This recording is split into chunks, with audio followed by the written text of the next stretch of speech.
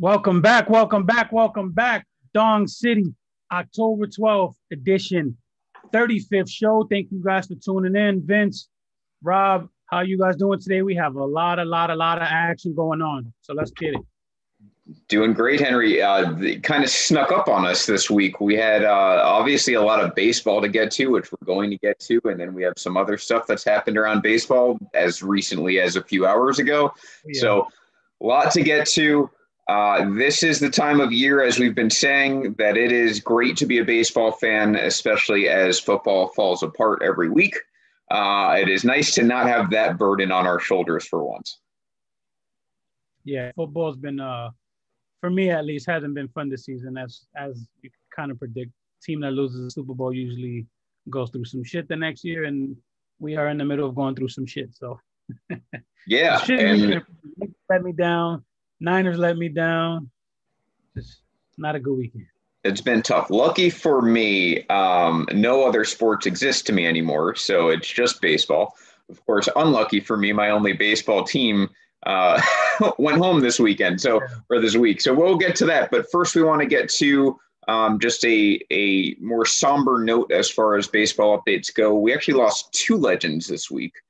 Yeah, First one was Whitey Ford. That happened basically hours before the Rays and Yankees played the deciding game five of their divisional series. And then as of today, Joe Morgan passes away. So two, no doubt, Hall of Famers, two legends of the game, both passing away this week. And Henry, this continues a trend of 2020, man, where we have lost a series of legends from the game. Dude, last week hurt because Whitey Ford, us being Yankee fans, we know what he means to the franchise. Arguably the greatest Yankee pitcher ever. Al Kaline also passed away in 2020. Lou Brock passed away. Bob Gibson, and now Joe Morgan, which sucks because Joe Morgan was not only an amazing player, but you got used to hearing him on Sunday Night Baseball.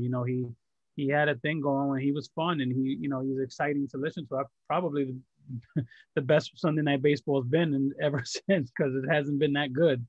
But Joe Morgan, man, losing another legend, and I think we just need to push the fast forward to hit January 1st already. Yeah, it's Whitey Ford obviously meant a lot to baseball historians, meant a lot to Yankee fans. I wrote my thoughts on that passing when it happened. Joe Morgan, though, was kind of like a universal figure because of his broadcasting career afterwards. Fire Joe Morgan, ironically, one of my favorite websites ever, is that kind of put him in another stratosphere, even though it was anti his broadcasting. Producer of The Office, starting and ending that website. So yeah, Joe Morgan was just kind of like that guy. He was. You listened to him. He said some funny stuff. He said some silly stuff. But at the end of the day, that's a guy you respected. Maybe the best second baseman ever, at least of the last 90 years. And part of the Big Red Machine, which was just one of those classic baseball teams. So yeah, definitely. And like I said, he had that charisma as a player, and then as he aged, he had that what I call old man charm about him. You can tell a joke, and even if it's not quite funny, he said it in a way that made you chuckle because he had that old man charm to him. Him and John Miller on Sunday nights, they were really good, man. He's definitely going to be missed. yeah, he a grandfather to us, basically had that grandfather charm and warmth to him. If you didn't have a black grandfather, there you go. Yeah, that was my black relative right there, Joe Morgan. So rest in peace to Joe Morgan, Whitey Ford, by all accounts, two great ambassadors of the game. Rob, I know that you also wanted to say something about Joe, so welcome to the show, by the way, Rob, and what do you have to say? Thank you. Yes, for Joe Morgan, yes, definitely. He's going to be missed from being one of the great announcers on Sunday Night Baseball. But one thing I still remember about Joe Morgan, seeing his old highlights. I mean, I wasn't around when he was playing, but his batting stance was just crazy. He had like this little chicken thing going on when it came to batting, and it was basically because of it. It helped his timing. And man, he was one of very very good hitter back in the day. From big part of the Big Red Machine and everything like that, and part of a great team, Pete Rose and everybody, Johnny Bench, whole bunch of legends on that squad, and he was one of them. Yeah, they crushed the Yankees that one year, but we'll forgive them for that. All is well now. So anyway, we wanted to get to that. Obviously, losing two more legends never great. But there's also baseball that is taking place, and I know you guys here in the comments section are already on top of it. I'm getting updates as we go. Right now, Astros and Rays trying to finish up their game. It's 4-2 in the ninth with 2 outs and runners on. So we'll see how that ends. And then I'm sure Henry and I, just an inkling, might have a lot of thoughts as far as that series and the teams involved in it. But first, Henry, let's go to the NL. We never get to really start and go with the NL. I'm actually excited because I don't have any dogs in this race. That's your fault. We are biased ass Yankee fans, so we always start with the Yankees. You're right. That's what people care about. I control everything about Dong City, and that is my fault. I take full responsibility. Usually we start with the Yankees. This time, we've got some Dodgers fans watching, too. We got to pay them back. It sounded like you said, I can troll. And I was like, yes, you can. I can do that, too, yeah. So, but no trolling in this series, just props. This is Dodgers and Padres. Now, he who must not be named in this podcast over here, one of us had a Padres prediction over the Dodgers. The other two of us, not quite. That is Bellinger robbing the Padres, and that moment represents the closest the Padres came to winning a single game in this series because they got swept by the Dodgers. Henry and I both called it. I have the Dodgers in the World Series. I think you do too, Henry, since before the playoffs started. Look, sometimes in life and in baseball, there are juggernauts and there are favorites, and sometimes that is exactly what they are, and there's no reason to question it. That's what I said 2 weeks ago, and I'm still saying about the Dodgers. There's no reason for me to think that the Braves or the Brewers or the Padres or the Rays or Astros, no reason for me to think anyone's going to stop this team. They're that good. They proved they were that good in the regular season. They've got the cachet of being that good from past seasons. They've got the talent to be that good. They're that good. It's that simple. And we will see them debut in about an hour. I disagree a little with something you said there, but I will touch on that as we go along in the show. But okay.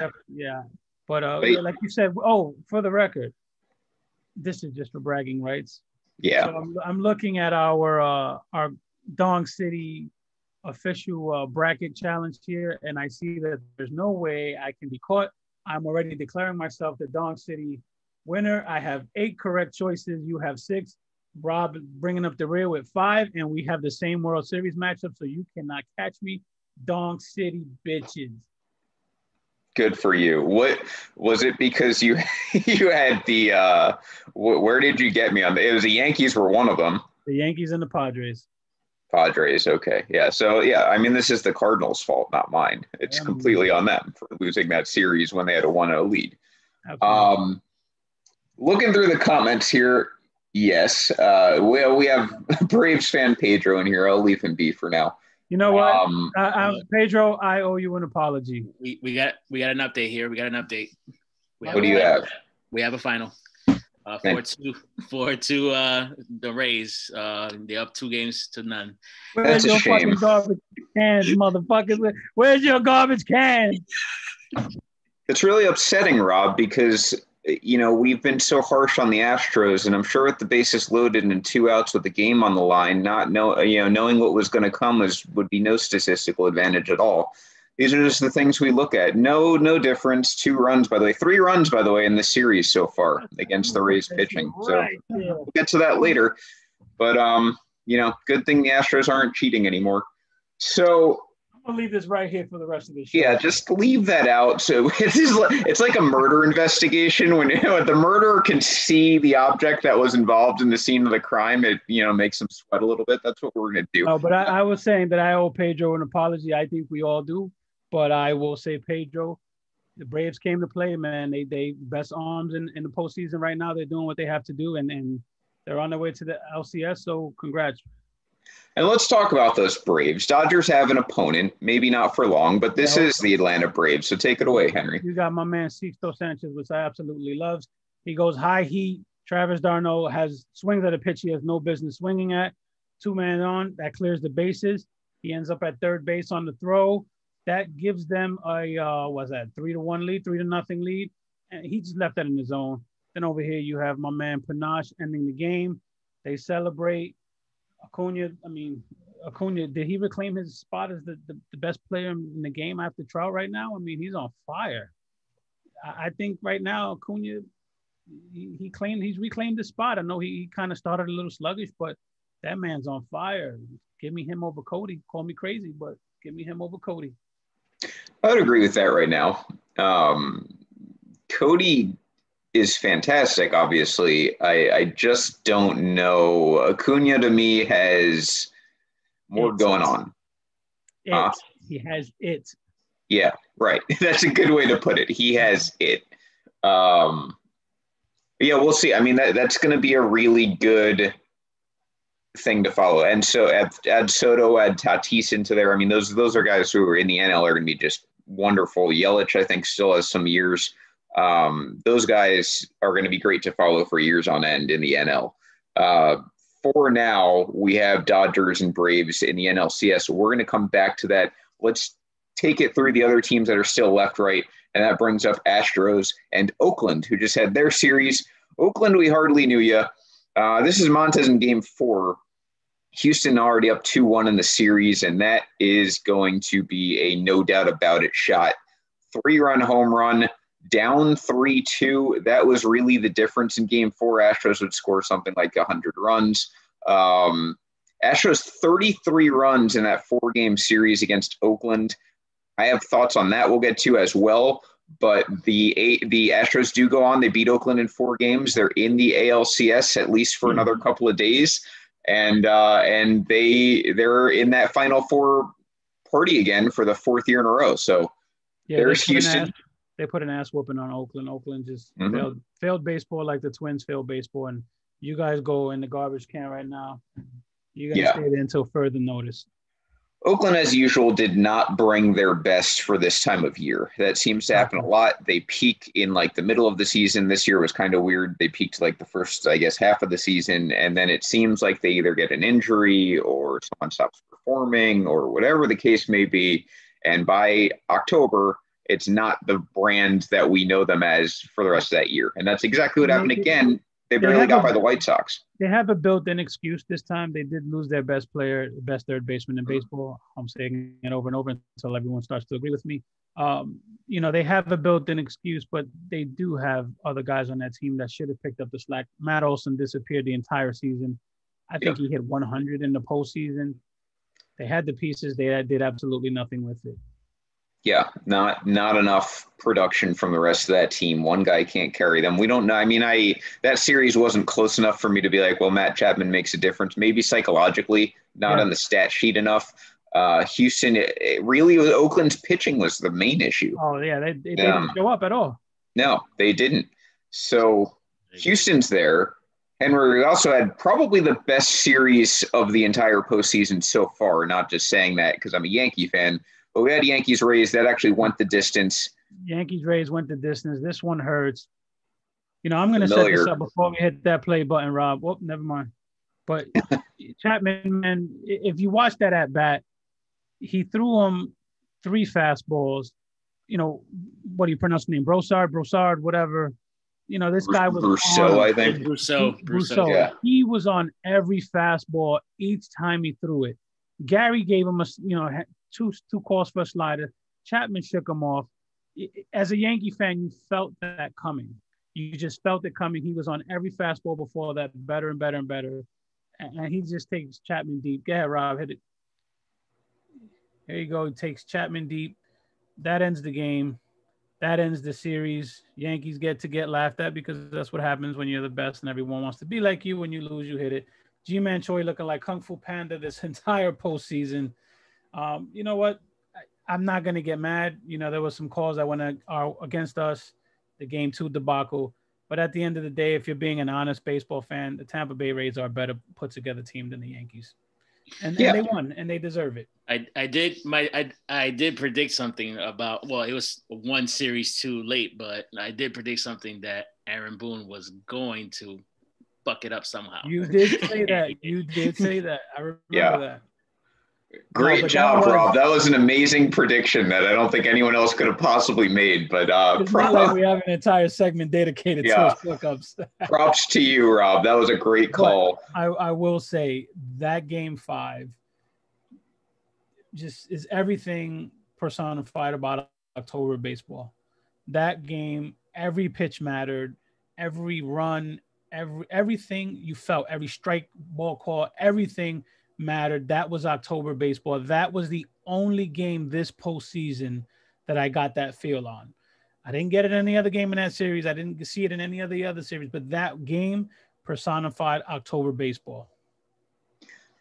I peed 11 times during games 4 and 5 in that series. That's not even an exaggeration. I don't know if it was nervous pees or not, but I could not. Game 4, it just didn't feel like that was when the series was going to end. And Henry and I both had the Rays winning in 5, so none of this outcome was at all surprising to us. It just didn't feel the way the rest of that series went. It didn't feel like it was going to end in 4. It didn't. It went to Game 5. And I don't know about you while you were watching the game, Henry. I never thought at any point the Yankees were going to win that game. I was hopeful, but I never really thought we were going to do it. I thought we were going to win once Garrett Cole calmed down after the first inning. He was just mowing them down. When Boone took him out too soon, I said, I don't like the move. If you're a Yankee fan, you know Chapman cannot go more than an inning. He showed it.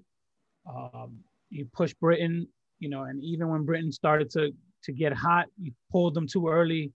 I just, Aaron Boone mismanaged the series. But again, I don't want to make excuses. Tampa Bay came to play, and they did, man, because they've been kicking our ass all year. It was a hell of a series, but that Game 5 was just spectacular, man.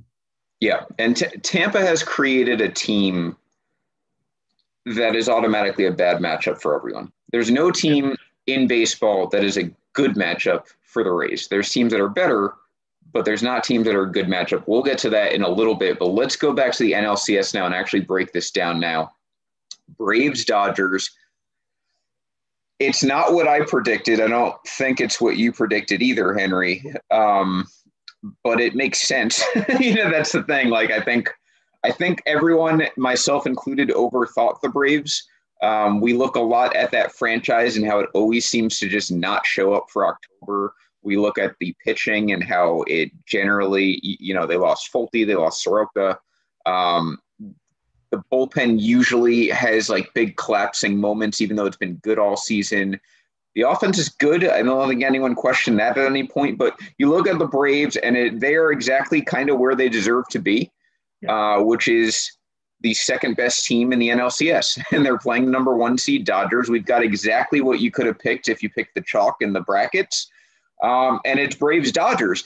And I think this will be a decent series. I think it'll be a good series. This is definitely, in my mind, with the benefit of hindsight, the best matchup the Dodgers are going to have. I think a lot of us got hot for the Padres, but I picked against them in the first round for the exact reasons that showed up in the second round, which is that they're still a young team. They didn't have a lot of great pitching, that was healthy, and Dodgers kind of just handed it to them.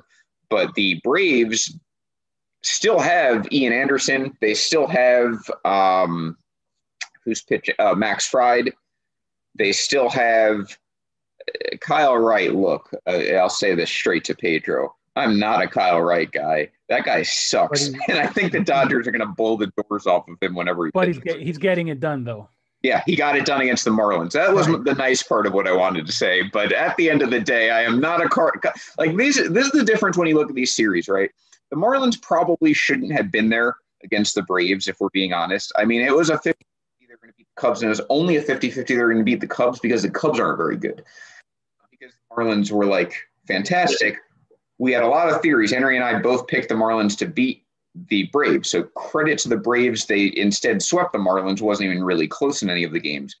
But at the end of the day, the Marlins are a mediocre team. The Cubs are a mediocre team. The Reds turned out to be a mediocre team. Braves had the better end of that bracket. They did what they had to do. They took care of business.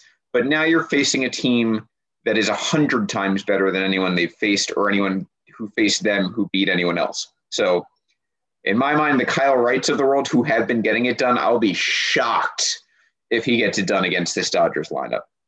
Yeah, I at first, if you just look at the teams, you're gonna say the Dodgers are gonna whoop that ass. But when you watch how the Braves have played, I'm not so sure that that's the case anymore. I have the Dodgers going to the World Series in my bracket. I'm gonna stick with that prediction, but I think it's gonna be a hell of a series, and I think the Braves are gonna push them all the way to 7 games. Do you? I'm a little less bullish on that. I really think that pitching has been absolutely lights out. I know all the stars that the Dodgers have, and I know what they can do with the bats, but pitching beats hitting. And right now, the Braves are the best pitching team in this postseason. This postseason, with everything going on right now, the Braves have the best pitching that's gotten it done. On paper, probably not. You look at those names, you like you said, you're like, that kid's not getting it done, but they are getting it done. So you got to give them credit.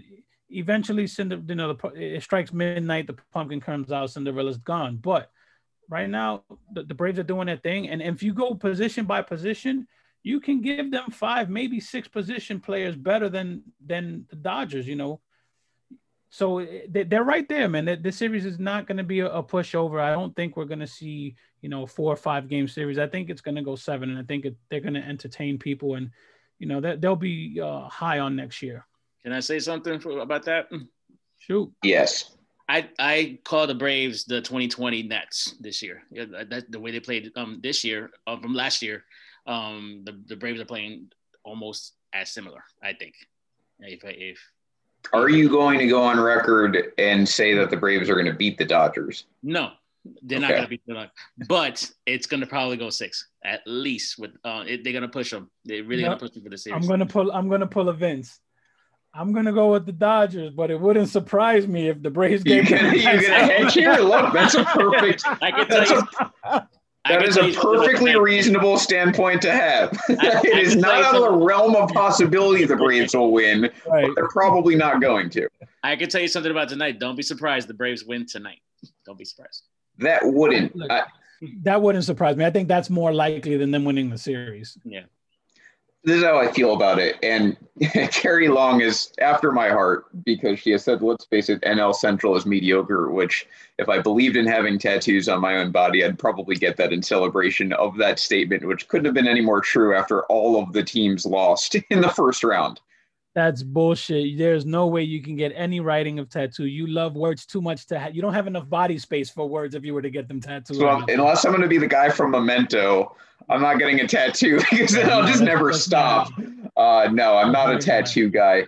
Bill agrees with you, Henry, and then takes a step further. He thinks the Braves are going to beat the Dodgers. That's not the first time I've seen that prediction. There is a contingent of people out there who think the Braves are going to beat the Dodgers. I mean, like I said, when you watch how the playoffs have gone and how they played, like I said, on paper they don't belong there, but how they're playing and what they're doing, you can't discredit it.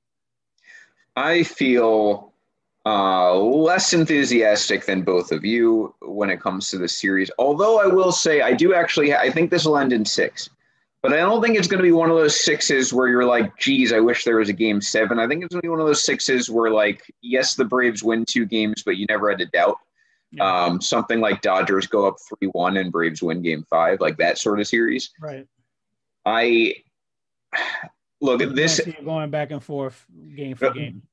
Yeah, right. This is where kind of like no, not really. I was going to say like the 2018 World Series, but not really because that ended in 5. But like something like there might be one classic in this series. Otherwise, it's not really going to be that exciting. And it's NL baseball, so it's probably not going to be exciting anyway. But they're playing AL rules. Yes, with AL rules, that's for some reason in the postseason just haven't carried over into the entertainment value. I don't know why. This is kind of what I feel. I'm going to blame Major League Baseball for this. I was going to use this as part of my Astros rant, but I'm going to use it right now instead. When we had this expanded playoff, there's already a segment of the population that's like, expanded playoffs stupid, and I get it, right? We had the Astros, for example, under 500 make the playoffs. That already is dumb on its own. But if you're on board with an expanded playoff, my issue with this one is that Rob Manfred said in his head, whether he admits it or not, Look at college basketball. College basketball is super exciting because they have brackets. We got to go with brackets, and we have to see, that's the way to have an exciting playoff with more teams in it. And it was a completely asinine thought because college basketball is designed by virtue to have upsets. That's the point. That's why it's called March Madness. It's designed because those teams never play each other. They have different levels of competition. They have different amounts of money and experience and caliber recruits that go into it. It is designed where it's a one-game series every single time. It's not a regular series. That entire bracket is designed where there's going to be upsets because they're college kids. You look at Major League Baseball, it's got to be more like the NHL or the NFL or anything else where you reseed, because that's how professional sports work. We have a postseason not for madness, but to find out who the best team is. So when you have baseball the way it's set up this year, they really, really dropped the ball on the brackets getting set up this way. Yeah. You have the below 500 Astros as a 6th seed because they came in second in the worst division in the AL. You had the Blue Jays who played their asses off with the Rays and Yankees all year as the 8th seed so they can get murdered by the Rays in the first round. You had the Yankees and Indians who very well might have been the second and third best teams in the AL this year, fighting it in the first round in the best of 3 series because they were a 4 and 5 seed. And it makes a worse product. And as a result of that, if you look at the AL bracket, we don't have a visual on it right now. You have the White Sox who lost 9 of 11 to finish the season. Oakland, who is clearly falling apart at the seams and division winner of the worst division, not the best. The Houston Astros, who finished the regular season under 500. And then you have the last team in there, which I can't even remember. They're so unforgettable. Who was the 4th team down there? On the AL? Yeah. What's that? Oh, Twins. Of course I'd forget the Twins. They didn't win shit. They haven't won shit ever in the playoffs. So you have those 4 teams on the bottom half of this bracket, and then you have the Yankees and the Indians having to play each other with first and maybe second Cy Young winners facing off against each other. Who were better than the other ones for sure. Yeah, and then you have the top-seeded Rays. So what happens in the second round? Because first of all, you set up the bracket this way, and then second of all, you don't reseed to correct these mistakes in the second round. You have the Yankees facing the the Rays, and it goes 5, of course, because those 2 teams were so evenly matched, while the Astros are playing the short bus A's, and they're moving on. I mean, the deficiencies of the bottom half of the AL were so blatant that it has created a worse product, and now you have the Astros who are going to get murdered. We'll get to that. They're going to get just crucified by the Rays. And that's my point with the NL too. I specifically agree with everything you said, specifically with reseeding. I think reseeding makes a ton of difference. But you said something in there about March Madness style, my little brain the way it is, How about you just let every fucking team in the tournament? First 2 teams going to the next round. You wanted this before the season started. One fucking game, each bracket, and everybody moves on. You want to see fucking chaos? That's how you do it. I was thinking the same thing. Fuck it. You want to that's how 2020 should have just been. All 30 teams make it bracket style. After the season is played, everyone gets seeded accordingly. One fucking game, win or go home, all the way into the finals. I think we need the World Baseball Classic back, is what I'm hearing here from you. Yeah, that's where I would reserve that type of stuff. The one thing, it would be extremely hard for me to root for Carlos Correa when he puts this jersey on. Where is Renee? The one thing this postseason did well is it didn't have a 1-game playoff. That's the one thing I'm happy about. The first round was a best of 3. That's how I feel it should be in normal years. Unfortunately, my thought here, and Henry, let me know if you agree, I don't think we're going to have those normal years anymore. I think expanded playoff is here to stay, and I think it's probably going to be like 16 teams. I think expanded, yes. I don't think 16 teams. I think that's just it's too watered down. I would love 12. If they did that, they would definitely have to reseed because you have to play to your TV partners too. Let's be real. So you want the best possible matchups, and you're going to reseed. You don't want the fucking A's or the Twins in the ALCS or a sub 500 team in the ALCS getting their asses kicked. You know what I'm saying? Just, come on. Like, here's a question for both of you guys. Yeah. Do you think the top 2 seeds of each league get the bye? I don't know that you have a bye. I don't think a bye in baseball favors baseball. It doesn't, because if you're hot, you just get cold by having extra time off. I don't like that. I think that penalizes the hot teams. Plus, you'd have to have an odd number of playoff teams make it to do that. Right. The 2 times I can remember basically having a bye was the 1996 Yankees, who had, I think, 6 days off before the World Series against the Braves and then got outscored 16-1 the first 2 games. Mm-hmm. And the 2007 Rockies famously had like a week off before they played the Red Sox. The Red Sox went 7 with the Indians, and then the Red Sox swept the shit out of them after they went like 7-1 or whatever in the playoffs on the NL side. So those are, I mean, it's anecdotal. I'm sure there are other examples where it didn't work out that way, but those are the 2 that directly come to mind. I don't think bye weeks or bye games or bye anything outside of maybe a day or 2 is a benefit for an MLB team this time of year. Well, we have bipolar managers, but yes, and some baseball life contributors. What I did based on this week. Don't open that can, please. Wow. I do like expanded playoffs. I'm with you. I like 12. I don't like more than 12, and I do like I want to get rid of the 1-game playoff. I want to turn that into a 3-game series played at one park. So you give the team that's the better team, you give them home field for those 3 games, 3 games straight played. Then the next team. That's maybe the only way I'm okay with a bye, where you can make it short. Yeah, you got to give the best teams an advantage. You got to give the worst teams a disadvantage. You can't make it an even play field like this year. Everyone's at the same location. There is no home field. Right. How can the Yankees wear pinstripes the next day after wearing the road grays? Just looks stupid. I'm trying to think how it would work with 6 teams on each side as far as how the playoffs would be formatted. So you can't do 1-6-2-5. Well, you can do 1-6-2-5-3-4, but then you have 3 teams. Right. So what do you do then? It'd have to be, in my mind, 14 or 10, right? Or 16. No, it can be 12. Well, how would you do it? You only have yeah. It's an odd number, and you can't even, unless there was a bye. But even then, well, what I don't want 16 teams. They just sub 500 teams should not be making the playoffs.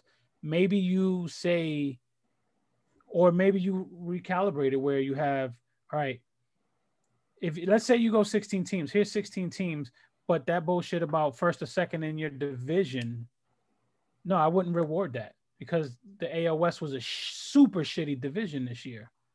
I'm curious. I would do an overall standings. So the top 8 teams made the playoffs. Like win or loss, forget divisions. The division winners move on, and then the next few teams after that just go based on actual record. I'd be okay with a few circumstances here. And in the, anyone who's listening, feel free to add in your input here as to how you would do. I think expanded playoff is definitely going to happen. They're not going to pass up the playoff revenue TV money. It's just a question of A, does that mean more teams? And B, does it mean more games per series? Now, one thing I liked about this, Henry, the best of 3, first of all, should be a best of 3, like we said. And second of all, I like the no off days for a best of 3. And I even like if all 3 games are in one stadium. They have to be at one stadium. Yeah. I'd go a step further. 3 games at one stadium, back-to-back-to-back games, and you have to play that 4th game as game 1 for the next team. The better team has to have an advantage. So if you do that, then I think you can move towards a 14-team expanded playoff, which is better than 16. Probably not as good as 12, because then you can give one team, the best team, the bye, but it's only 3 days, which I don't think is that crucial. You would also have to shorten the season a few games so that on the East Coast, you're not going into, right. Or yes, baseball. You can't really start the season earlier. You'd have to shorten it probably like 155, which I don't think is, I think they're looking towards going that way anyway in the next CBA because it has player buy-in. 148, 152, somewhere around there. I'm okay with it. Extend the playoffs. The owners win that way. And call it a day. So that probably is my top choice. Go with 14. I also, by the way, this comes with a caveat. I've said this a few times. MLB, I think, is going to add 2 teams in the next 5 years at some point. I think we're going to see another expansion. Henry wants Puerto Rico. Renee and I don't feel like that's going to happen. I think Vegas is probably a guarantee. Realistically, I think the top 2 locations would be North Carolina and Vegas. Yeah, you're going to get an East Coast and a West Coast, I'm assuming. I know that for years they wanted to cut down on that Seattle to San Francisco or Seattle to the Angels travel, or whoever the next one is down from Seattle, Oakland. Well, if you add 2 teams, I think you definitely have to realign the divisions as well. Yeah, so that opens up a whole can of worms. I would go 14 teams out of 32 instead of 30 because you're adding 2 teams. I would give this makes home field advantage ultimate benefit. You don't even have to play in the first round, but you're only off for 3 days. You can set your rotation. Great. It really benefits the top seed in each league. And then I think you do have to play around with the divisions a little bit. You can do a series of things. You can either do all 3, keep it 3, and then just have the top 2 teams in every division. I don't personally like that. I'm with you, Henry. I think best records, period, should make the playoffs. And in that case, maybe you go down to 2, maybe you go to 4. I don't know. Maybe you go, there's a lot of leeway there. I'm with it. But you got to have divisions based on geography. Yes. Yeah. There's some restructuring that needs to be done. Like I said, I would bet anything, no pun intended, Vegas would be one of the expansion teams. Vegas is that city right now for adding sports teams. Yeah, they have it. Not just that, you have a lot of corporate buildings going up, and so there's a lot of corporate money being pumped into. Yeah, Vegas. We will ignore the unbelievable irony that Major League Baseball would add a team in Las Vegas, but that is, when money's on the line, this just happens. It's okay somehow. Sorry, Pete. No Pete Rose sympathy. Yeah, sorry. But anyway, so long tangent. The whole point of that was to say that the Braves, kind of a similar situation to the Astros. They did take care of business. They beat the Marlins, they beat the Reds, and they manhandled them. But if you were reseeding, you're playing the Padres, and that's a much better series and a better litmus test for me to find out what the Braves really are. Now we're going to find out trial by fire with the Dodgers. I'm going to say Dodgers in 6, like I said, but I don't think it's going to be as sexy of a 6 games as it could be. So now we get to the other side, which is AL Astros versus Rays. There's so much to unpack about this, Henry, one of which we touched on, and that was that the Astros had no business being able to play the A's and the Twins the first 2 rounds to get here. Before you Not continue, when the Indians, Yankees, and Rays were on the other side of the bracket. Before you continue, yes, I was going to give the Astros some credit. I'm not as harsh on them as you are. And then yesterday happened, and you learned your lesson. And then the few Astro fans who decided to stick their head out all of a sudden, talking a lot of shit, playing the victim, just saying shit that just doesn't make sense in the group. You know what? Fuck them. They get no credit. They get no credit. No, they get none. You say they get no credit, but here's why they really don't deserve any credit. Like, I have been taken to task on this a few times. You played the Twins. I picked the Astros to win that series, and I picked it in 2 games because I knew the Twins were limp dick, useless franchise, and that's exactly what happened. No credit there. I mean, you have to be a fool to think a team who hasn't won a playoff game this century you should get credit for beating them. I don't care how many buzzers and anything else that the Astros used the last 3 years, and I think it was 3 years, they're beating that team just based on the talent. You can go by their scouting reports when they came to the majors. That Astros team would still beat this Twins team because they're that bad, the Twins in the playoffs. And the A's just said, let's replicate that same performance. The A's were falling apart at the seam. I had this argument today. You want to give credit to the Astros for having this great postseason. Let's really, because if you're looking at the postseason, you're looking at an even smaller sample size than an already smaller sample size regular season. Like, this is what cracks me up about Astros apologists. You hated the fact we base things on a 60-game sample size. Over a 162, maybe Altuve doesn't bat 219. That's what we heard all year. When it after Altuve's 30, he's aging. Okay, let's get past that excuse. Then it becomes, it's only 60 games. Now it's like Altuve has 4 good games against the Athletics, and all of a sudden that forgives the 60 games where he hit 219. Well, let's break it down use further. a smaller sample size, of course. Yeah, let's break it down even smaller then. At this point, he had 4 games against the A's, and he's had 4 games not against the A's in the playoffs. Guess what he's done? Rob, how many hits did Altuve have today?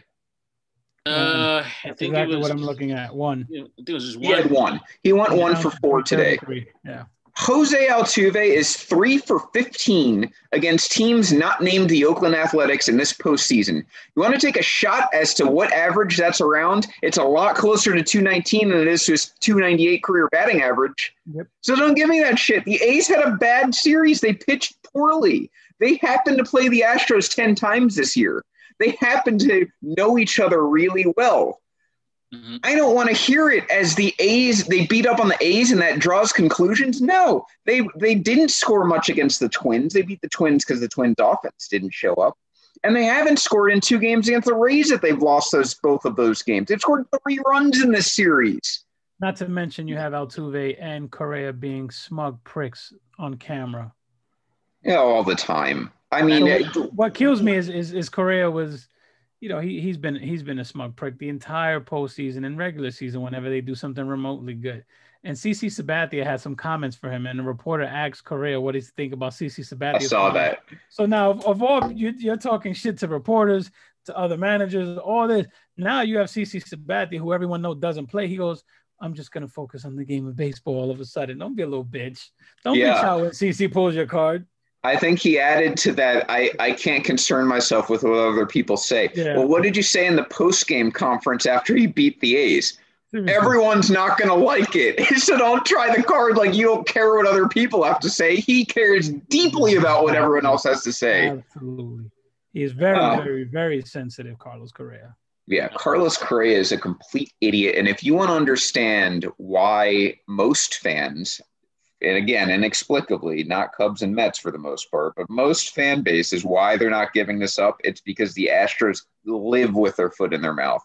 And they always have. It's not even this year. It was with the whole, I'm glad we hired that guy in front of domestic violence violence garb-wearing journalists, supporting a domestic violence offender.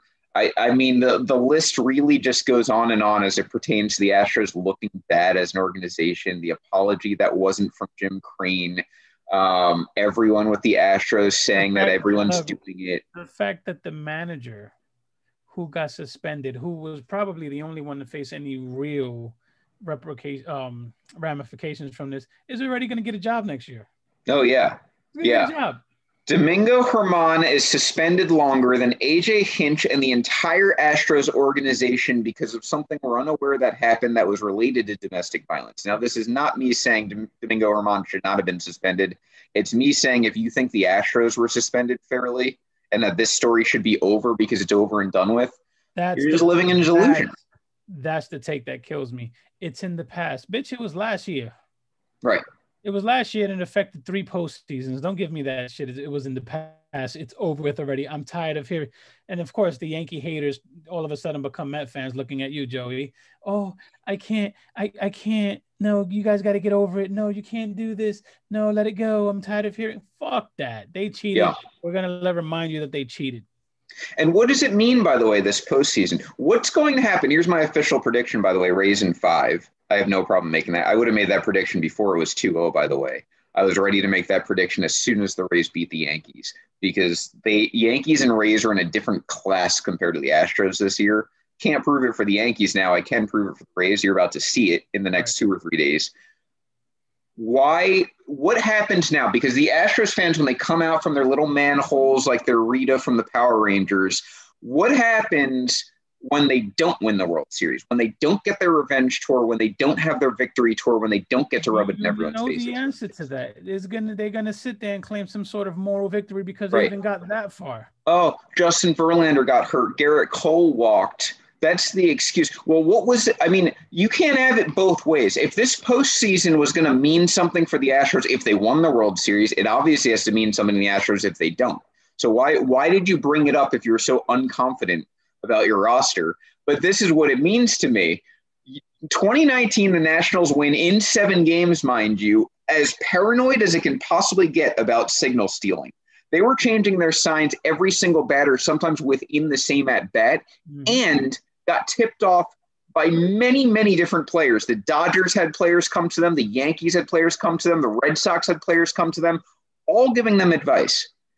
Earlier that postseason, the Yankees accused the Astros of sign stealing, and the Astros had that infamous comment from A.J. Hinch being like, oh, they're just paranoid. They're just being crybabies or whatever he said. No, he said they're over paranoid, I think. Yeah. A month later, the Yankees are validated, by the way. That got swept under the – like, no one's like, oh, great job by the Yankees trying to catch this earlier. It was like, oh, what are you complaining about? There's not sign stealing. And then you find out they were with a relay system. 2009.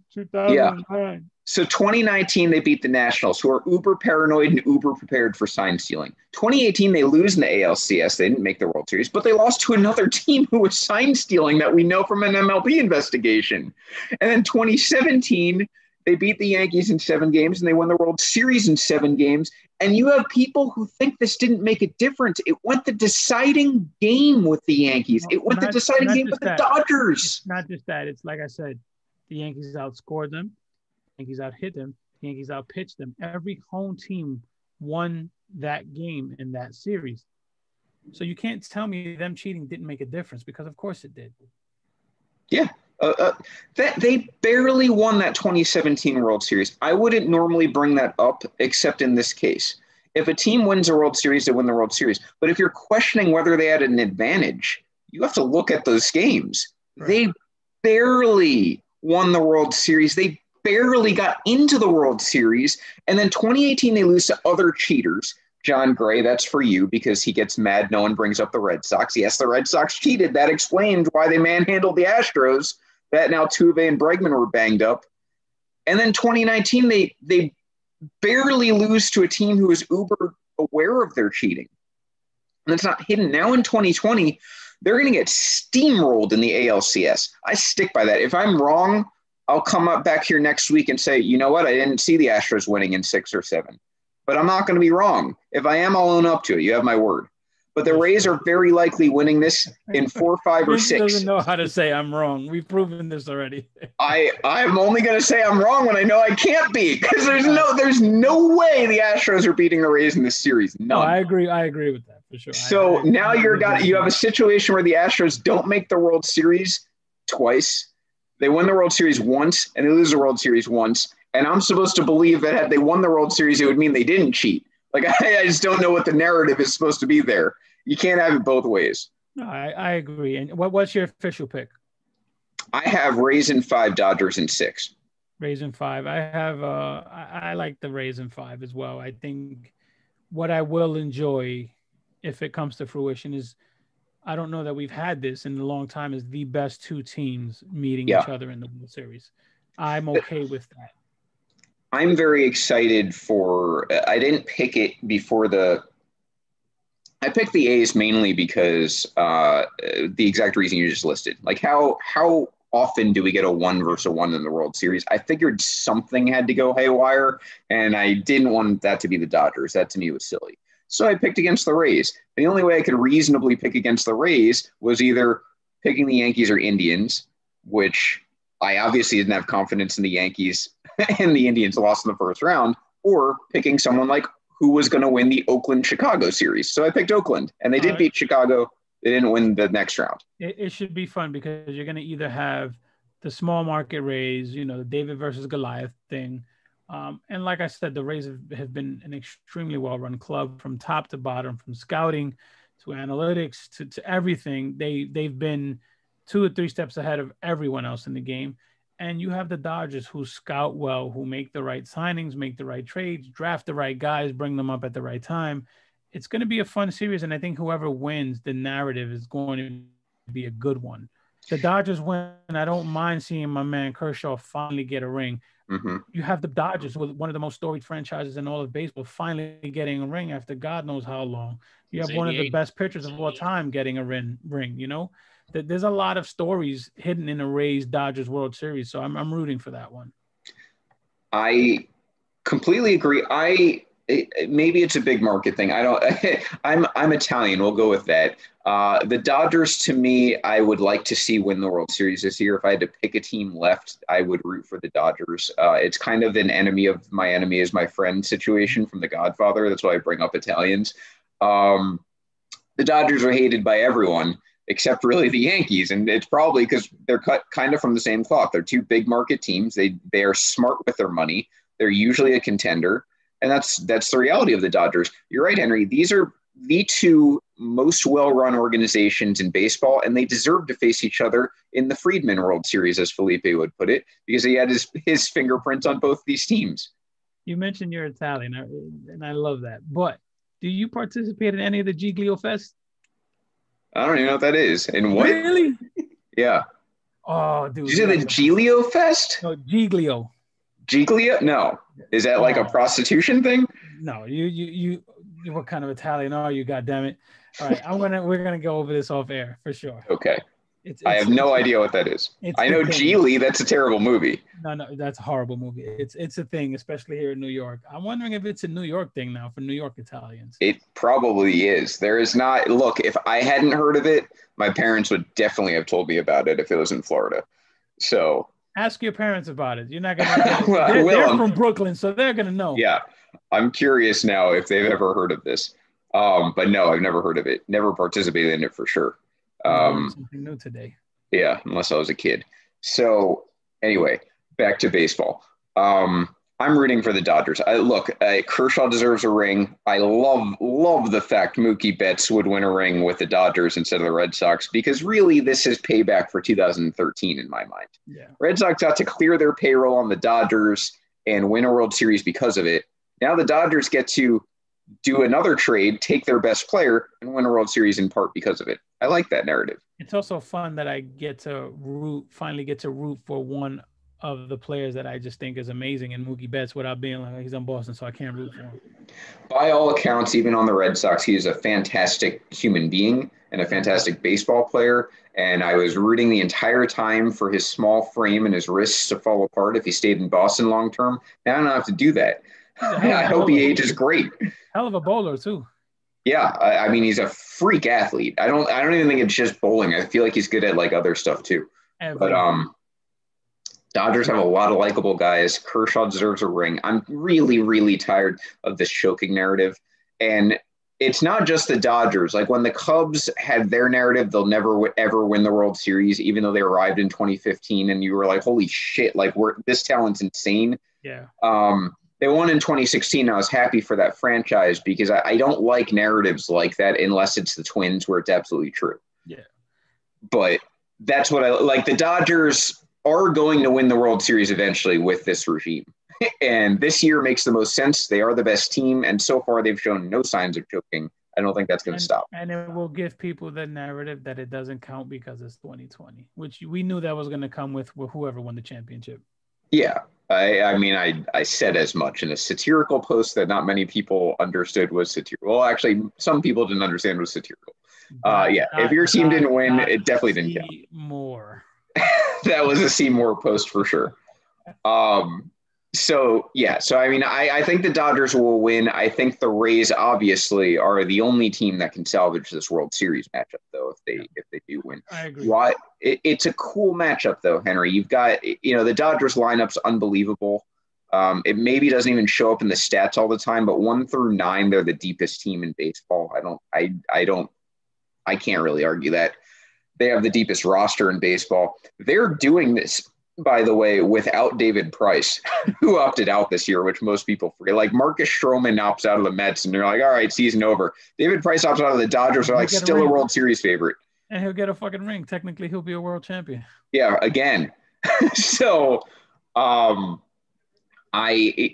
Dodgers to me are that juggernaut. I would be afraid of them. If it was the Yankees, I'd still be afraid of them. But the Rays are run prevention gurus, which makes any lineup struggle. Yeah. No team that you can point to since they've been doing this with the whole opener thing and the like 19 relievers, has ever destroyed the Rays. Like, you can't look at anyone and be like, they have their number. They just played the game in a different way. That game 5, I'm like, okay, Garrett Cole needs to go as long as possible. Mm-hmm. Rays go out there with an opener. They throw one guy out, goes through the lineup one time, throw a second guy out, goes through the lineup. Just throwing guys out that shouldn't be good, and they're just getting out.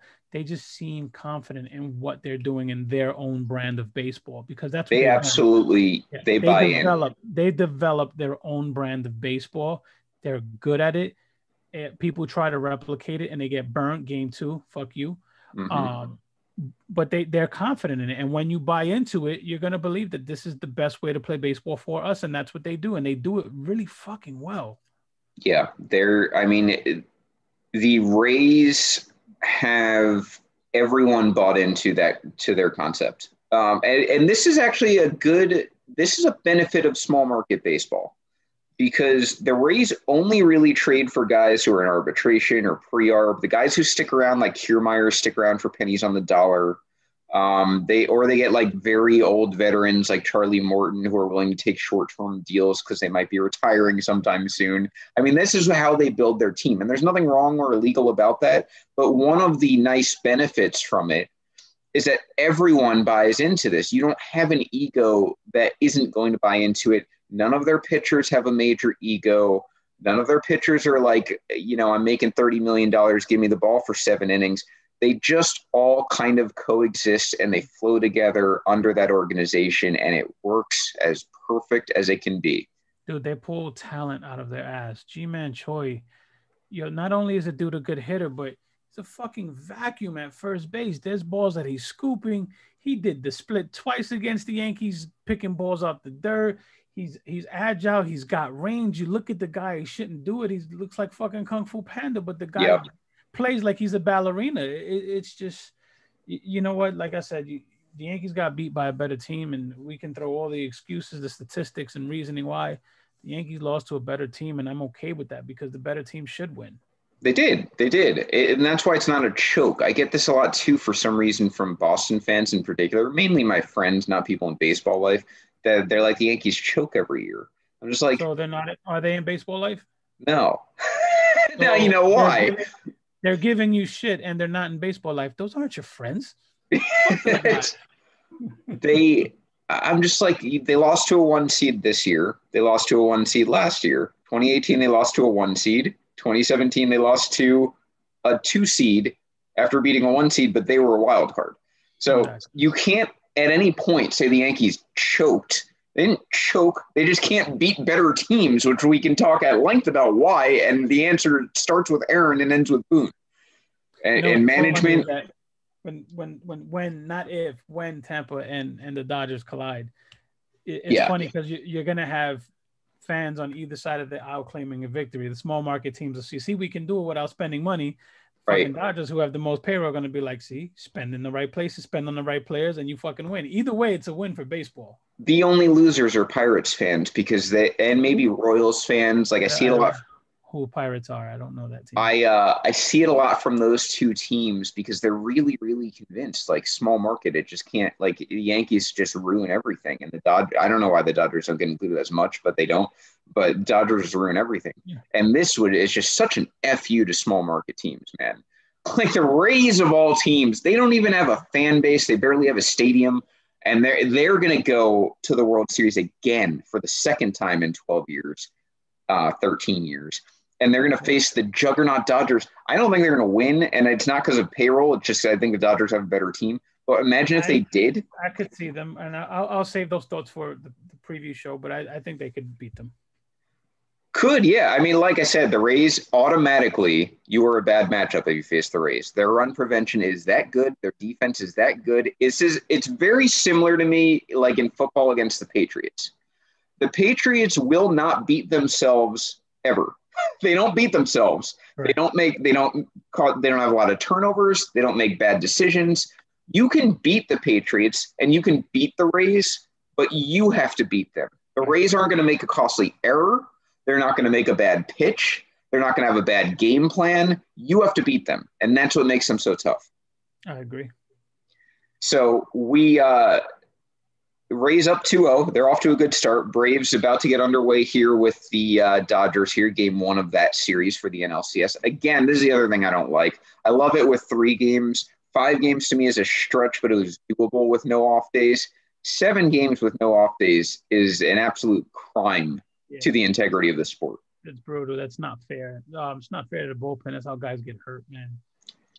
Yeah, which, by the way, advantage Rays there for this series. You're going to see a guy come out of the bullpen at some point, maybe 3 days in a row. That's a big ask. I don't care how much money someone is making.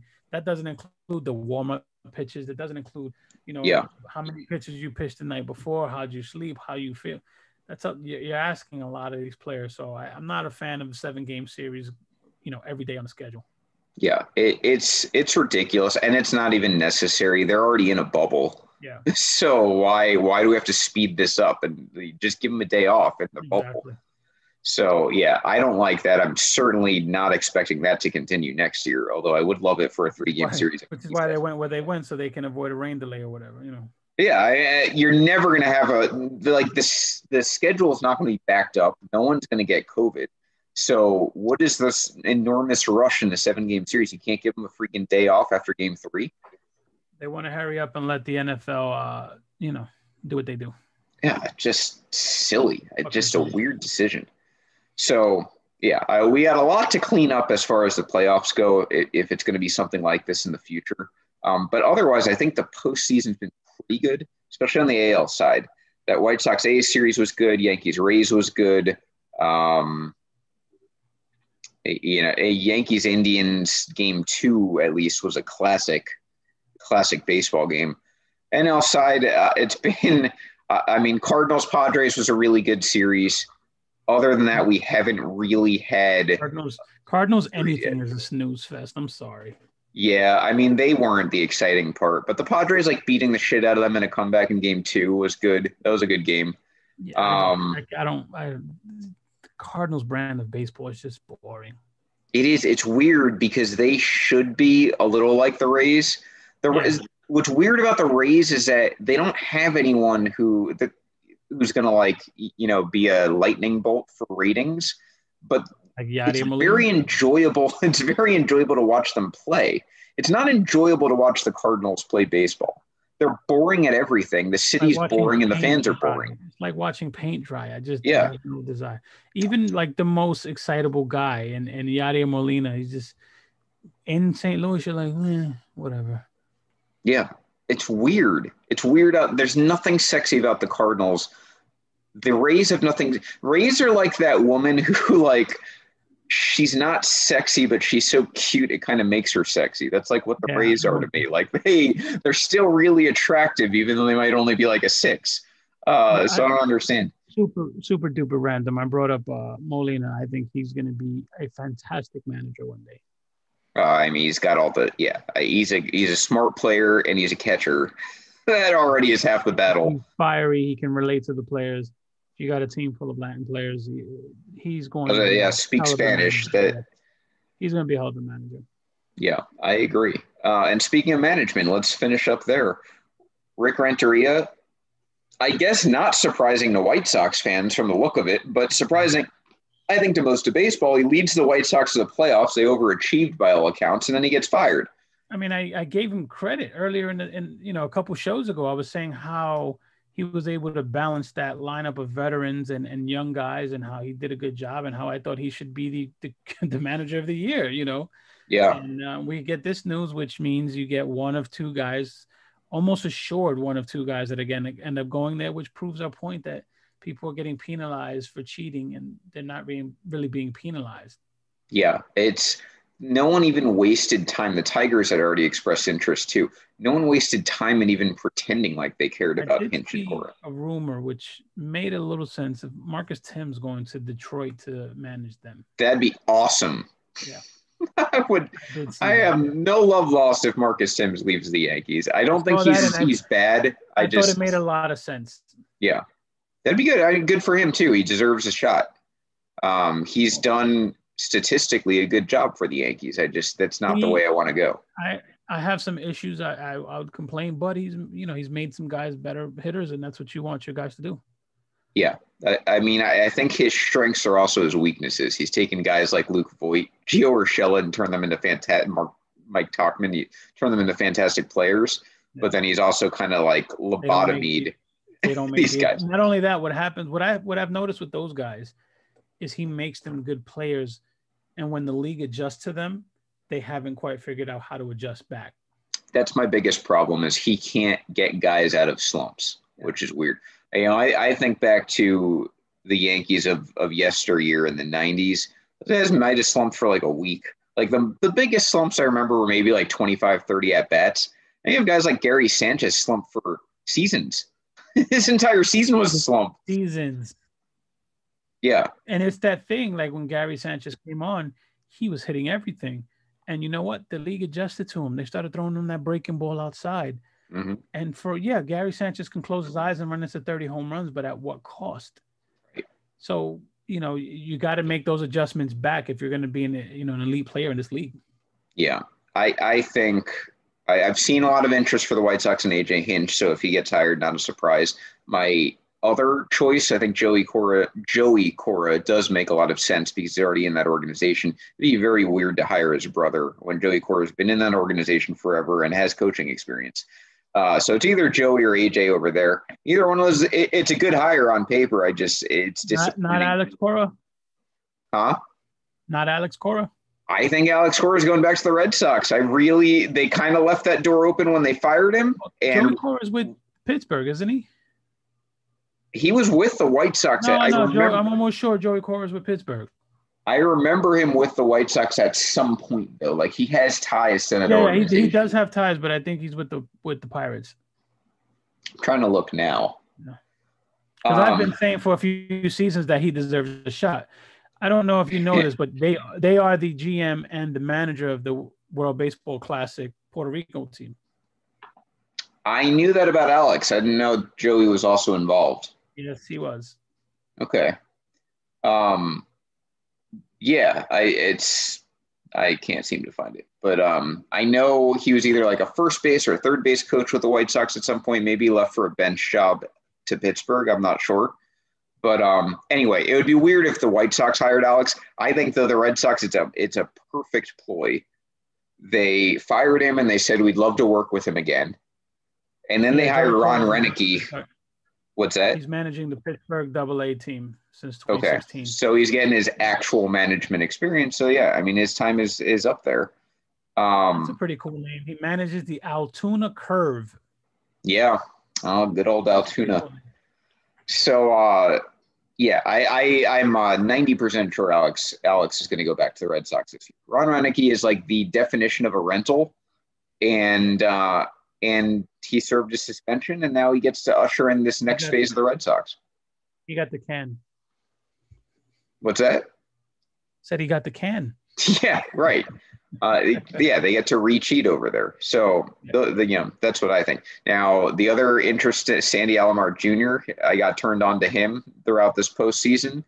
That's a guy. Yankees haven't said one thing or another with Boone. I lean towards they'll probably keep him to piss me off. I did call Sandy Alomar a long time ago. You did. That would be a great fit. People like asking because we hate Boone so much who would replace him. Buck Showalter and Sandy Alomar Jr. right off the bat would be fine with me. I like Sandy more than Buck for various reasons, but either one of them would do a better job. Joe Girardi. Yeah, Girardi too. You know, it's funny. He may be out of a job. I know that sounds hilarious. He just got that job, but they just fired their GM. Most GMs want to bring in their own guy. Yeah, it's a good point. I can see a situation where Joe Girardi is looking for a job. I think Brian Cashman would have to get fired. Yeah, There's no way. Cashman's not going to eat crow on that one. No, he won't backtrack on that. And we'll get to the Yankees in another show. I think we can probably spend an entire show talking about the direction that team should go. But nothing one way or another as far as Aaron Boone. It is worthy to point out he is on the hot seat. He's entering a walk here, and the Yankees just got eliminated. So right. We'll have to see on that. But anyway, so that's where we're at. We've got Rays Astros. Rays already off to a quick 2-0 lead. Astros bats inexplicably have fallen apart again. And then you've got Braves Dodgers underway now, game 1 in NLCS.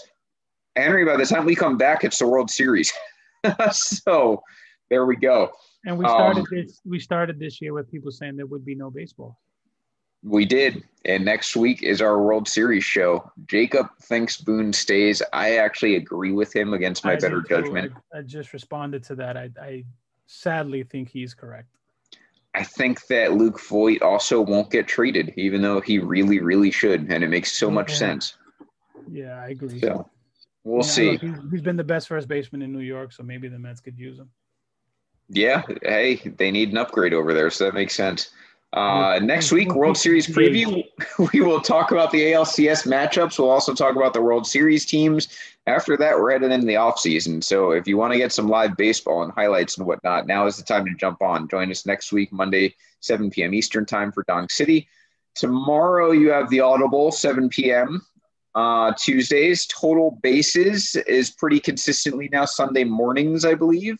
Yep. That is our analytics podcast. I've been told to say it's analytics, not fantasy baseball. They do more than fantasy baseball. It is an analytics podcast. So if you want kind of deeper dives, they do a great job.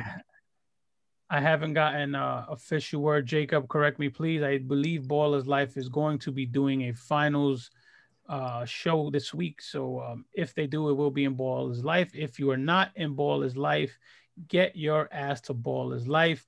Look at the Doris Burke section. We did have some fun with the banter we have and definitely hit that button. Also, something we need to get going, and I'm going to start doing it at the beginning of the show. Most of the streams from this show come up in our exclusive Baseball Life, but we do put it on YouTube.